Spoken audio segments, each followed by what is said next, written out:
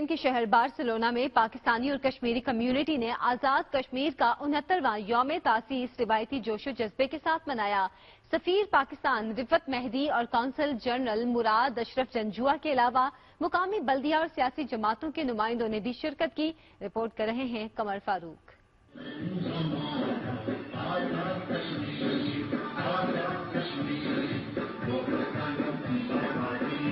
حکومت آزاد کشمیر اور دنیا بھر میں مقیم کشمیری یوم تاسیس کشمیر روایتی جوش و جذبے کے ساتھ منا رہے ہیں۔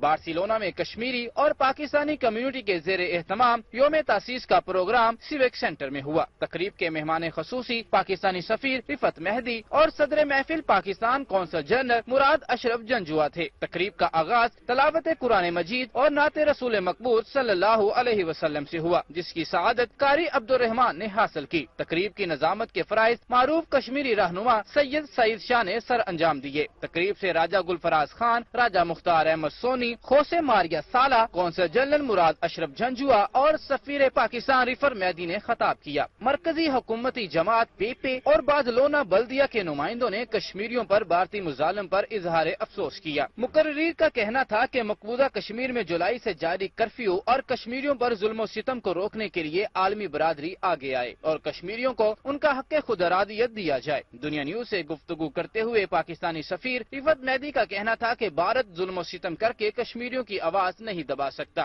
دنیا کو انسانی حقوق کی خلاف ورزیوں کا نوٹس لینا ہوگا۔ ہیومن رائٹ کی وائلیشن جو ہو رہی ہے، جہاں کوئی فیکٹ فائنڈنگ مشن نہیں جا سکتا، سیکیورٹی کاؤنسل کا اپنا فیکٹ فائنڈنگ مشن نہیں جا سکتا، United high commissioner for refugee جو ہے وہ نہیں بھیج سکتا کسی کو، ہیومن رائٹس کا جو کمشنر ہے وہ نہیں بھیج سکتا۔ ان حالات میں انٹرنیشنل کمیونٹی کو جاگنا چاہیے اور کوئی ایکشن ایسا لینا چاہیے جس میں کشمیریوں کی مدد ہو، وائلیشن آف ہیومن رائٹ جو ہے وہ ختم ہو، لوگوں کی مارداڑ ختم ہو، اور سولوشن جو ہے UN ریزولوشن کے تحت اس کا کشمیر کا وہ بھی ہونا چاہیے ضروری۔ پروگرام میں مقبوضہ کشمیر میں بھارتی فوج کے وحشیانہ ظلم و ستم کے حوالے سے ڈاکیومنٹری پیش کی گئی، جس نے شرکاء کو افسردہ کر دیا۔